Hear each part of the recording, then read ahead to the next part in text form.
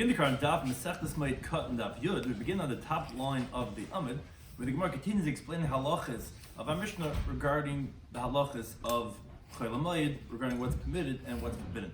She's co-sponsored by Kaz Ches Kol Torah Daf Daf Mishnah is joining us for today's Daf. Some of these we discuss in today's Daf are Ma'aseh Hedyet u'Ma'aseh Uman, which is regarding, it depends if you're allowed to do certain malachas of Chol Moed, if you're doing it in an ordinary, untrained way, or if you're doing it in a professional way, including teifer regarding sewing, mesargin nesamitos, mematchin nesamitos, which is weaving the straps of the bedding together or tightening them as a support for the bed, the chaschusei kirmi, to press clothing or the sleeves, lemigdal oyhare, lemigdal izle, depends if you're making fish traps or bird nets.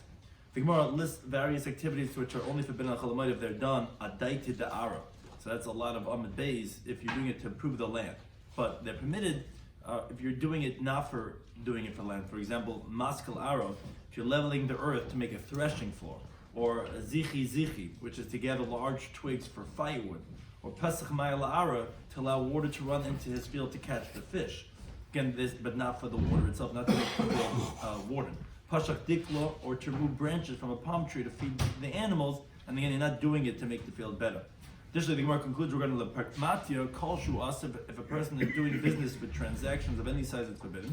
Of the davar of it is mutter, but it's permitted to avoid a financial loss. So we begin the current Daf Yud, top line of the Amud. Mishnah said, ha-hedyet toifer gedarkei. A regular person could sew in the normal way on Chol Moed, which Taisa points out, that would seem only if it's l'tzarech hamoed, but for no purpose. Why would they permit you, even if you're doing with a shinui? But however, it's not Tumat Davar Ovid, says Taisa, because with Davar Ovid, so that we rule like Rabbi Yisi, that you wouldn't need any change if it's a Davar Ovid, and then you would be able to do it even in a regular way. But we're talking about that as L'tzarech hamoed, not a Davar Ovid, so a regular person could stitch in the normal way. Says Gemara, what's considered a regular person who's not a professional, who he could sew it in the regular way, and he doesn't need to do any shinui. Some the Rabbi Yanai, they said in the Yeshiva Rabbi Yanai, it's kol she'en yochel ohitzi maloi machad b'vas achas. If he cannot get a full needle at one time, what does that mean? So Rashi explains, he cannot gather the threads of the stitching of the garment to stitch it, because a professional, what he could do is that he sticks in the needle many times, like the length of the needle, and then one pull, and you did just as many stitches in that one pull. And whoever knows how to do that, that's a professional. But a younger man, he's going to try to do it. He's going to do every time one thing. He's not able to weave it and get a full needle, then pull, and then do all those threads. That would be a professional. Rabbi Yisi bar Chanina Amar, he says a different way of identifying if someone's not a professional.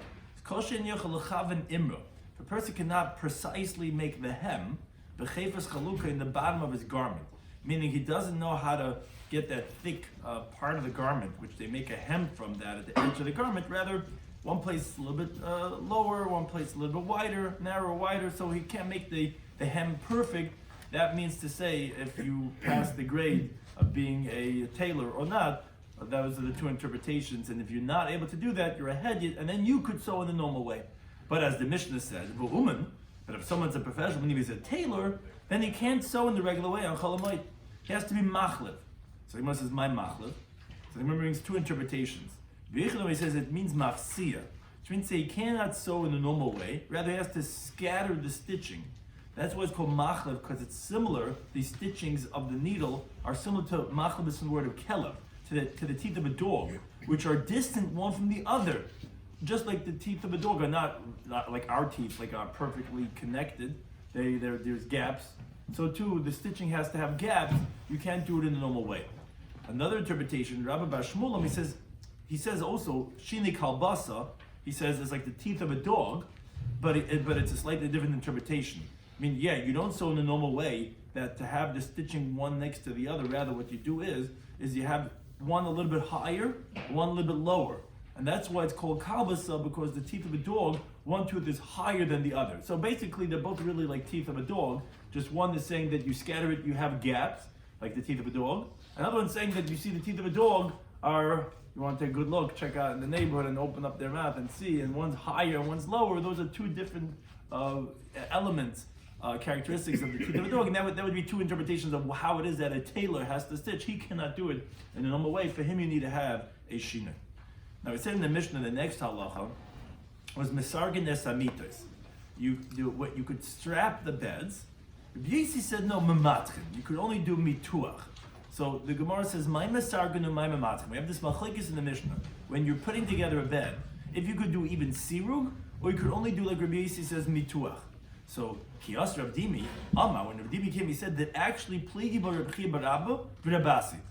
There's actually machlekes what these terms mean. And they were both in the name of Chizki and Rabbi Yechina. Okay, so Chad Amar, one says, explaining the two opinions, when the Tanakh said you could be Mesargin, what that meant to say was Shasiva Erev. In other words, you could weave the bed with the ropes in the normal way, with the horizontal and the vertical straps of the bed, which Taisus wonders. He says that how's it permitted to do malacha like this without a shinui? And that's what this mandama holds. You could do the regular straps that you would do in the bed. And when Rabbi Yisrael said matchin, meant shasi below erev. No, you could only stretch out the vertical straps, but you can't weave in the horizontal straps. That's one interpretation. Chadam, the other one says, no, misargin is lower. You can't do shasi ve'erev. It means shasi below erev. That's the more lenient interpretation. You can only put on the vertical straps. Rabbi says you could do mituach. What does that mean?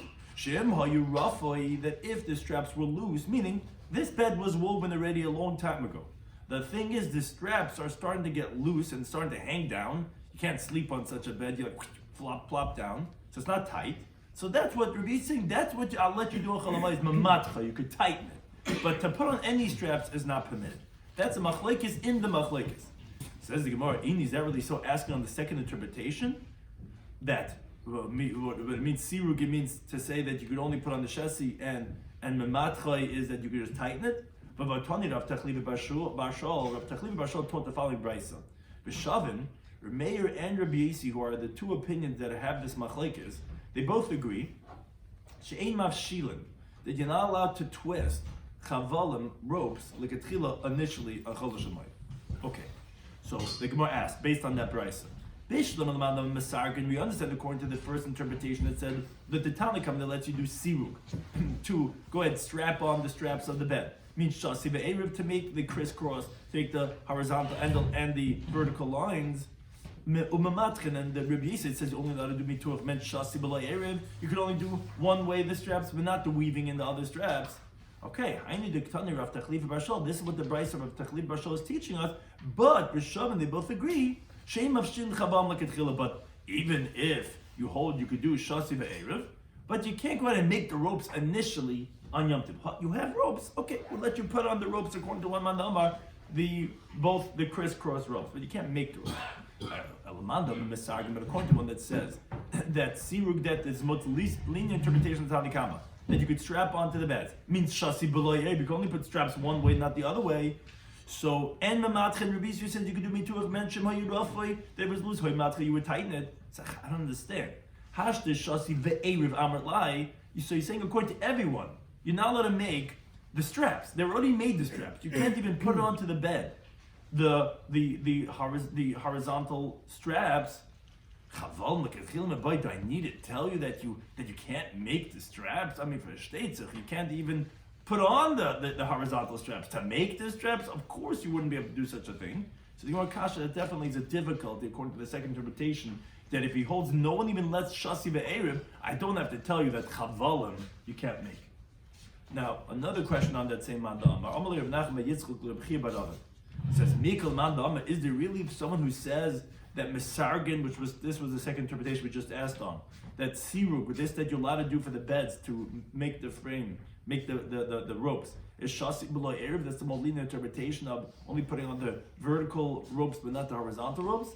But what's not really in the Mishnah Masechtas Kelim, Remei Oime, he says, Hamita, a bed is not makabel toma. I mean, it's not considered as a kli until Mishi Yisrag, so we see the terminology we're discussing over here, until you do sirug ba shleisha batim, where you put up, you weave in it 3 bate nirin, 3 heddles, where where it's talking about that the vertical ropes have already been stretched on, and you're weaving in 3 more of the heddles on the horizontal. How do you know that? Because as Rashi Ksab Yad says, if it was only the 3 of Shesi, of the vertical, then what utility would 3 bottom have to make it into a bed if you can't use a bed with only the Shesi without the Eruv? So obviously, Misargin is Shasiva Eruv. And that's what the Mishnah is telling us in Mesechtes Kelim, that that's when it's considered as a bed. So you see clearly that Misha Yisrig, the Sirug, is not Shasi B'lo Eruv, it's Shasiva Eruv. So Ella Rather says, you're right.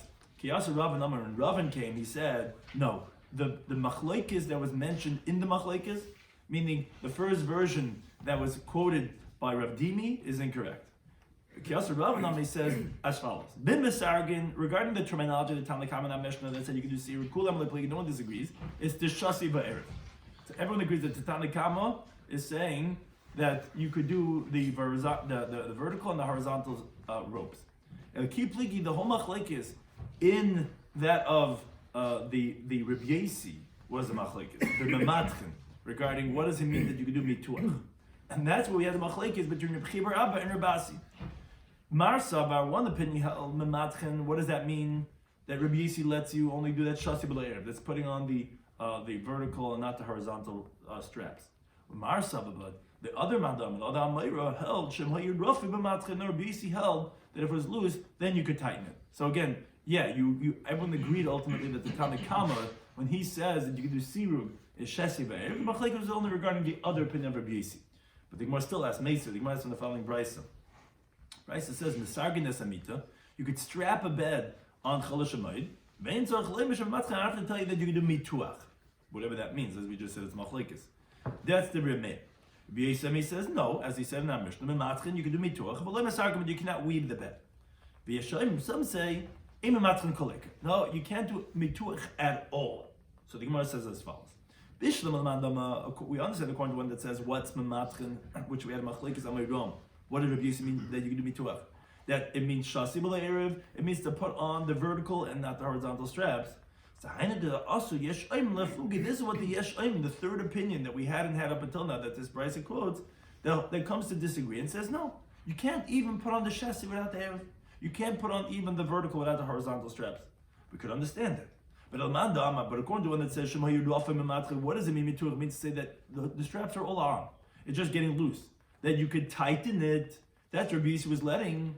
So the Yesh Oim, according to the third opinion, to the Yesh Oim, you can't even do mituach. The Yesh Oim are coming to say that you can't even tighten the straps. But why? You're not doing a malacha. And moreover, which is really the main point, if you're not going to let him tighten the straps, he's not going to be able to sit on the bed on Yom Tov Chol Hamoed because it's too loose. So what would he do? So on that says the Gemara yes, most definitely the Yesh Oim are coming to say you can't even tighten the straps. Then what are you going to do? I'll tell you. Since it's possible to fill up beneath the bed, the money with vessels all the way to the top, and then you could put on pillows and blankets and lay on it. You wouldn't have to tighten the straps. So we don't let you go through the effort of tightening the straps because that would be a tircha. That's unnecessary. And as you recall, the halachas of Chol Hamoed that you can do malachas also have tircha. So this is not necessary. Which Taisa says, yes, sounds like that it would only be permitted because the tzarech hamoed, and that's what we're saying. The guy has no way of sitting on the bed. So we're saying, no, you have a way. You don't have to even tighten the straps. It's unnecessary tircha because you could put stuff underneath the bed, and then it's like there's nowhere for it to go down, and then you can sit on it. And therefore, the Yesh Oim is the most chamer and said you can't even tighten. But again, it's not a riot to the other man, the Amma that mituach has to mean shesi b'le'erev. No, it could mean even tightening. How are you going to say it's asa? Yeah, it's asa because it's tircha shein tzarech. You don't need it. This is the only bed you have. No problem. Put stuff underneath the bed. And it's all the way you have that whatever it is, the chest over there and this and that, and then you put pillows and blankets. You're able to sit on it, and therefore it's not a problem. Continue to look at the next Mishnah. Again, continue. What are you allowed to do on Chol Hamoed regarding malacha? So the Mishnah says mamidin, you could place, which basically means that you could initially make a tanur, an oven, which the oven is hollow, and it has place on the top to put 2 pots. The kiraim and the stove, which is similar, just there's only room to put 1 pot. That was In Mishnaic times, that was what they had, these what's called an oven and a stove. And B'Rechayim and the millstones, you could make all these things b'Moed on Chol HaShemayid. That's according to Hanakama. Yudam, he says, Im Chavshin Eserichayim Betchila. You cannot make kibush, which means making grooves of the mill initially, which the Gemara is going to explain exactly what does that mean. As the Gemara asked the question, he says, "My mechavshim." When Yehuda says you cannot do kibush of the mills initially on Chol HaShemayid, and it's important that it says the word betchila, what does that actually mean? So we have two opinions. Yehuda he says it means menaker dechaya. It means to when the mill gets old and so it gets smooth, it loses its edge, and the wheat doesn't get crushed so well. So menakrin means to say that it cut it, like making holes. Nikr means to make like a hole so that it shouldn't be smooth anymore, it shouldn't be flat, so that it could crush the wheat beneath it. That's what menakir dechaya means to say. Rabbi Shloimy says it means bas eina. The bas ayin is the hole that you make in the middle of the mill, which is where the grain falls inside. That's what it means to be mechabshin. Those are two interpretations. Rabbi Yehuda said you're not allowed to make the groove initially on Chol HaShemayid. That's what it means. Either means to say to sharpen it, or it means to make the hole that it falls through. So the Gemara says Meser. The Gemara asks from the following brisa onto this last interpretation. That means the bas ayin. The brisa says mamidin tano de kirdayim. You could make an oven, a stove, a mill, b'moed on Chol HaShemayid. As long as you don't finish the job. That's the Rabbi Eliezer. They say no, after you can even finish the job. He says in the name of Rabbi Eliezer that mamidnes a chadasha, you can make a new one, and you can do kibush, again whatever that means, like we had a machlekes, of the old one. Yeshayim, some say no, no, you can't never be mechabshin ever. So the Gemara explains and asks based on this brisa. Bishlam Adam understand the corner one that says mechabshin. What is that? Is menaker dechaya, which means to say to sharpen this old mill that's gotten smoothed out. So we understand how it's applicable, like Rabbi Yehuda said in the name of Eliezer, that you could be mechabish the old one because the old one needs that because it already got smoothed out and it's constantly grinding and it loses its edge. So you gotta sharpen it. But according to one that says the mechabshin is the bas aina, which is the hole that the grain falls in through. So Yeshana, an old mill, bas ayin lomala. What does it need the bas ayin? But it already has the bas ayin because it's already old from grinding. If it wouldn't have had the bas ayin, it wouldn't have been able to grind. So what's this that you tell me? Mechabshina say Yeshana. Obviously, it doesn't mean make it a hole. Says the Gemara, no. It's not difficult. For example, you wanted to widen the bas ayin, tfei port a little bit more, and such a way it's applicable to want to be making the bas ayin by an old one, and that doesn't contradict that opinion. The Gemara brings a story related to this halacha. Rav Huna, Shamelahu Gabi, he heard a certain person to kumenakir dechaya, that he was sharpening the edges, the pieces of the mill by an old mill. B'cholo de me'ad on cholamoid. Amar, he said, man hai, who's this person that ischel gufe? He's desecrating his body because he's desecrating the cholamoid. So the Gemara points out that obviously Savala ki yesh oimrim. Obviously Rav Huna, who was saying this, held like the yesh oimrim. Who the yesh oimrim, as we quoted just before in the brisa, said ein mechabshin kol ikka. You cannot do kibush at all, meaning not like Rabbi Yehuda right before him said you could do that on the old one. He held no, even on the old one you can't do it. And obviously he held like Rabbi Yehuda that what is mechabshin? It meant menakir dechaya. So when he heard this person being menakir dechaya, sharpening the mill, that's what means mechabshin, and the Yeshem who said you cannot be mechabshin kol iker, obviously this person who's being menakir dechaya, obviously is being mechal cholamayid, because that's what the halacha of the Yeshem means according to Rabbi Yehuda, who teaches mechabshin means to be menakir dechaya. In this case, was menakir dechaya, even by an old one that the Yeshem hold you can't do that. Darash Rav Chama expounded that he says you could be menakir dechayim in the Moed. You could go ahead and sharpen the edges in Chol HaMoed. Now, the Gemara continues with related halachas of Chol HaMoed. Shum Reb Meir Amar, the name of Reb Meir, he said, even the horse that you ride on, and the donkey that you ride on, you're allowed to cut the fingernails, cut the hooves on Chol Moed, which, like Rashi says, the way they do now for our horses. Because if they wouldn't cut the nails, it would be pain for the animal, and they wouldn't be able to go. Now, Taisus points out that it has to be l'tzorech hamoed. That's what it's coming to tell you, which sounds like that you wouldn't be able to just ride a horse for no purpose. But if a person needs it, l'tzorech hamoed, so then you're allowed to cut the hooves of the animal on Chol Hamoed. Now, as continued to the days,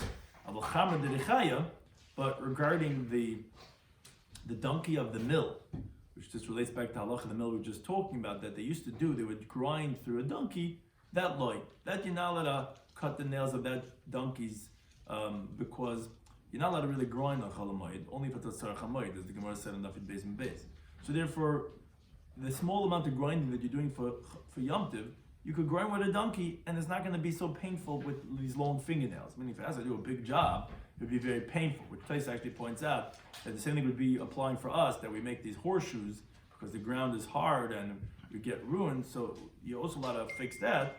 But again, if it's for those of the mill, which anyways is doing very little, it's not going to be in so much pain, so then you're not allowed to cut it's not really considered a tzarech hamoed to cut the nails of that animal.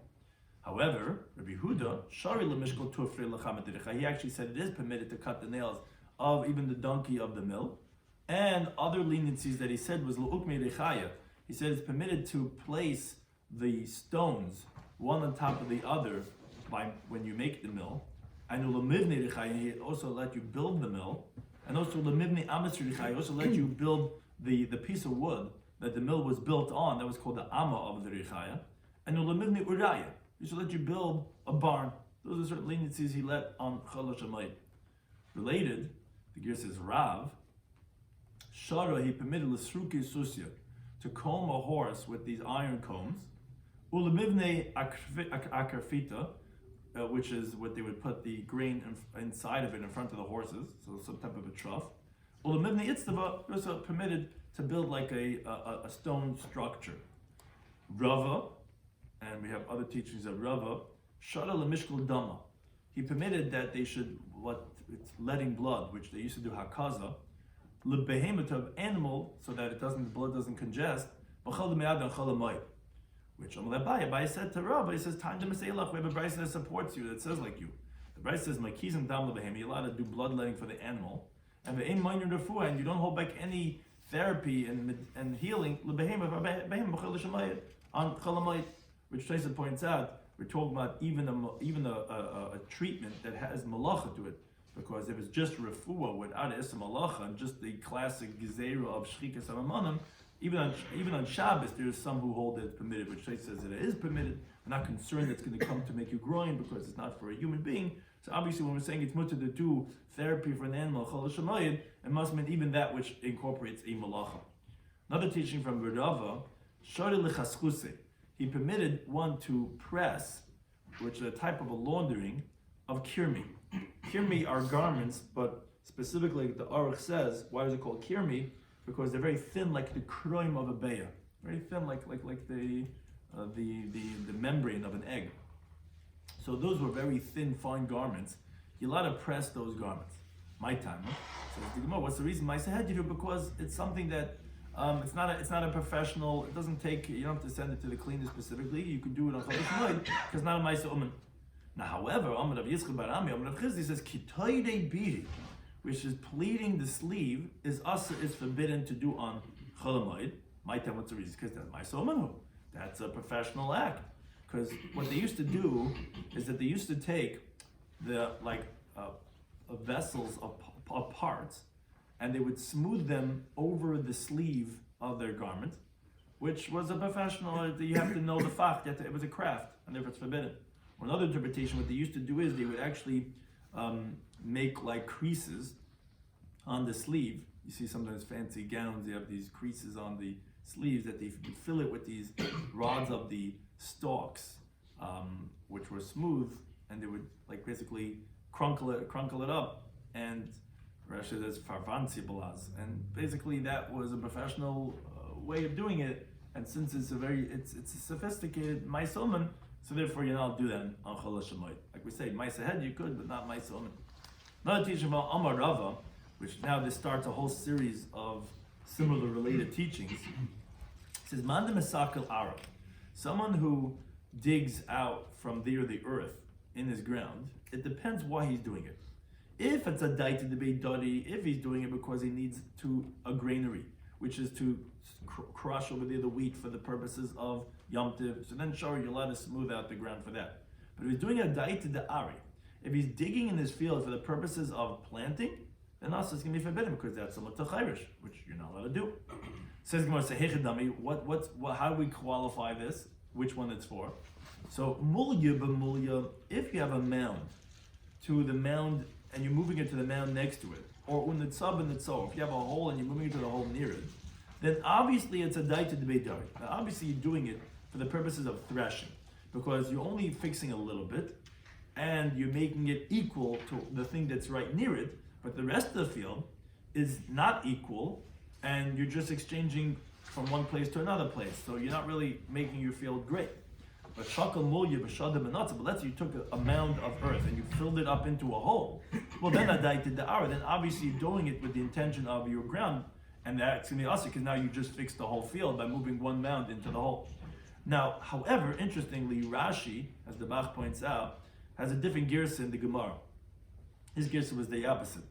That mulya b'mulya, meaning if you take the ground from a high place, which is what a mound is, and you put it on top of another high place, or natza b'natza, let's say you dig in a low place and you put it in a low place, that, according to Rashi's girsa, was a daita da'ara. That was what actually was to make the field better, and that's going to be usher. Why?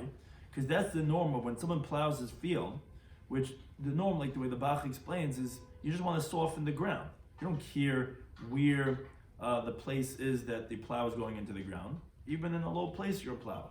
Well, that's similar to charisha, which is going to be usher. But when you take the mound, which you take the ground from a high place and you put it into nuts, into a low place, so that's obviously a daita de beidari. You're doing it with the intention of making it into a granary, because that's the norm by a granary, which you want that the granary should be smooth. You want your warehouse to be flat. And therefore, since that's not a daita da'ara, it's a daita de beidari, so therefore that's going to be mutter. So again, two different gesayas in the Gemara, which one actually is the one that's a daita da'ara, which is going to be asa, which one a daita beidari, which would be mutter. A similar teaching, again from Amar Rava. It says, Haiman duzochi ziche. This person who was sweeping his ground from all the small little twigs that were on the ground, and he takes them away. So again, it depends why you're doing it. A daita de tzivi, if his intention is to gather them because he wants the wood to use as firewood, where he's taking the big pieces and he's leaving the small pieces because small pieces are not so helpful for firewood, well then sure, it's permitted because you're doing it for firewood. But a daita de arba, if you're doing it for the land, the reason why you're gathering them is because you want to plant on the ground. So you have to get rid of all the pieces of wood that there are, whether the big or the small. Oh, then us, it's going to be us, as the Gemara explains. How could you qualify this? If you're taking the large piece of wood and you're leaving the small pieces, obviously you want them for the firewood because that's why you're only taking the big pieces. But if you take the big and the small, what are you taking the small for? You don't need it. Obviously, a daita da'ara you're doing because you want to clear out the ground so that you'll be able to plant later. Oh, that's also to be done. Similar teaching from Amar Rava again. Someone opens up the water to his ground, which means to say that the water would come out from the pit of the pipe, which is between the river and his field, going outside. So it depends why he's doing it. If it's a daita de kavri, if he's doing it so that the water should come out and the fish should remain in his property, sure, that's going to be permitted. A daita de arba, if he's doing it that the water should overflow and water his land, well then us is going to be forbidden. As the Gemara explains, how would you know? So what happens is that you have the pipe, the dam, that you could open up, that the dam could come into the property, and then you have a dam on either side. So you could either leave it open, there's two sides. So the Gemara explains. Pasach today, Baba, if you open up the two holes, the two gates, meaning chad me'eloi, you have one, which is where the water comes into the pit, and also the fish come into the pit. And v'chad mitatoi, and there's one from the bottom, meaning that the water goes out of the pit, but the fish remain inside. And then you take the fish, well that's going to be permitted because that's a daita de kavri. You're doing it because you want the fish. But let's say pasach chad bava, let's say only open up one gate, which is where the water comes into the pit. But the other opening, which is where the water goes out to the outside, he didn't open it.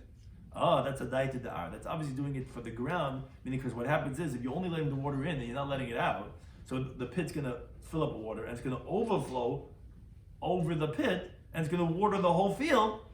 So that's such a situation that's going to be awesome. Meaning, if you have a way of letting the water in, it goes into the pit, and then it goes out, but only the fish are going to remain, so then you're doing it, obviously, a daita dekavri for the fish, and that's permitted. But if you're not going to open up the plug, the hole where it comes out the water, so it's just going to fill up, and it's going to overflow, it's going to water your whole field, that's obviously because you want to water it, now it would be forbidden.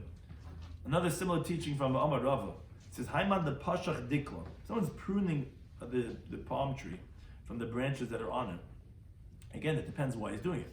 Adaita dechivasa, if he's doing it because of his animals, where those branches are fit to eat by the animals, where he's taking the branches of one side, whether they're moist or whether they're dry, he's doing it for the animals to eat, surely that's going to be permitted. But adaita dikla, if he's doing it to make the tree better, well then also it's going to be forbidden. So the Gemara says, how do you qualify this? If he takes all the branches on one side, obviously, it's for the animal. The animal doesn't care if it's moist or dry. He could eat it all. So if you just take from one side, it's obviously for the animal. But if but if, let's say, the way Rashi explains, if he takes the branches of either side, only the dry branches, you see he's picking off the dry branch, doesn't take off all of them on one side. He's picking off the dry branches from either side. Well, that's adaita dikli, but also obviously he's not doing it just for the animal, because the animal you would have just taken from one side. Obviously, it's to make the tree better. And again, that's going to be us. He's not do that on Chol Shabbat. Another teaching from Amar Rava, he says, Hamni tamri techlani. These dates that didn't fully ripen. So migzerinu, so to cut them in half and to eat like them on Yom Tov, the shiur is going to be permitted because you're doing it l'tzarech Yom Tov. But my tzinu, let's say what you do with these not fully ripened dates is that you squeeze it with a load, like you press it, and it squeezes out the moisture of the date out. So that's going to be forbidden, because the gain is that when you do that by pressing it, it's not gonna spoil. It's not gonna get wormy right now. Rather, it's like making it into like a type of a raisin that you could eat it at a later point in time. Now, you're not allowed to fix something on Yom Tov, a weekday food. So it's not a tzarech Yom Tov. So therefore, that's going to be also to be done. However, Papa, he actually disagrees. He says, no. Kivan nimitloi, since if you didn't squeeze it out, you didn't make this dried, freeze, packed, whatever they do, and you wouldn't squeeze it out, so it'd get wormy.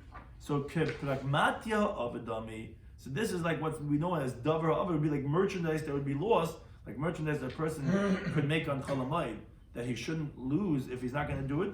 So too, he's allowed to squeeze it up, because if he doesn't do it, it's going to get wormy, and it's going to be lost, and therefore it's permitted.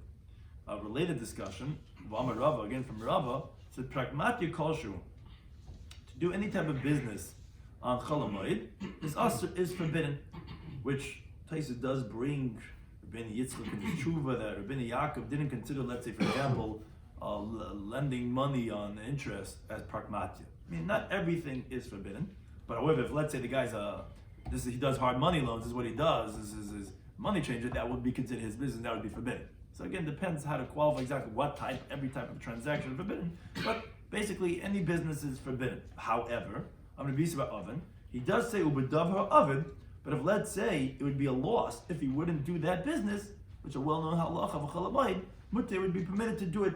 But for not that reason, where let's say just coming to make a profit, that would be usher. Which Taisa explains what that really means to say. It's something that if you wouldn't sell it now, maybe you're not going to have to sell it another time, and you can lose from the principal. That would be considered. You have your stock in Amazon, you have this thing. If you don't sell this now, it's not just you're not going to make a profit, you're going to lose from the principal. Then you're allowed to do that. But if let's say you're not going to lose from the principal, you're just not going to make a profit, that's not considered davar ovid, and that would not be permitted. And for sure, it says Taisus, to buy merchandise that maybe it's going to be more expensive after Yom Tov, that would not be permitted. That's called manias revach. That's not permissible. It's only that which is a davar ovid. Now the Gemara actually brings a story, to be mechazik people, that not to fall into the trap about working on Chol Hamoed if it's not necessary. Ravina had a certain merchandise that mistavin b'shita alfei. In the index, it was selling for 6,000. He waited to sell it after Chol Hamoed. Titnish business. The Bekeshe, Yom Tov, Chol Hamoed. Not doing any work. And v'zavnei b'treisa alfei. Noch Yom Tov, he sold it for 12,000. So that's when you don't do the business. The Gemara tells us stories that a person could gain more than what he think he would gain if he did the malacha. Another story, Ravina have a massive zuzi. Ravina was trying to collect money that somebody owed him. And there was the people from the region of Shanvasa, which is the name of a place, which is actually a place of a river. So Asa came to Ravashi, came from the Ravashi. Amalei said to him, he asked the Ruv, could I go now Chol Moed and go collect the money that's owed to me? Everyone's around, people are home. Amalei says yes. Even the idna hu the mishkachas lahu, since now you'll be able to find the guy, he's never home, this guy's always flying somewhere. Chayam Tov has to be, his wife makes him come home at least for a few days a year. You can catch him now. You can get your money that he owes you. Another day you're not going to be able to find him. So therefore it's considered like a davar of it. If you don't do this collection right now, it's going to be a loss of principle for you. And therefore Bashari, therefore it's going to be permitted. And Tani Nami Gabab with the Zorkei Agab, we find a similar concept regarding the laws of idolatry. The Brisa says, Holchin, you can go as a continuum of Yud and Aleph, Liyodid Shal Akam. You can go to the fair, to the market of the idolaters on their market day. You could buy animals, avodim, slaves, the shivchais, the maidservants, batim, homes, sadis, fields, the kramim, and vineyards. Sounds like a big flea market over there. You get a lot of good stuff over there. And you could write and you could actually go to the arkais. Even the word arkais instills fear in many people's heart. Going to the Goyish courts, you can go to validate it with their signatures, which is a problem usually because you're actually honoring them, which is one of the things of Pashtum Mishpatim next week. Shatasim lefneihem, v'loy lefnei harkuas shalehem, megaitnish to the goyim. Why? Why are you allowed to do it? Because since now you'll be able to find it, and another day you're not going to be able to, so that's going to be permitted. It's like you're saving from them. And again, there's a similar concept when it comes to the davar of it, that then we would permit. Thank you to any time for hosting us.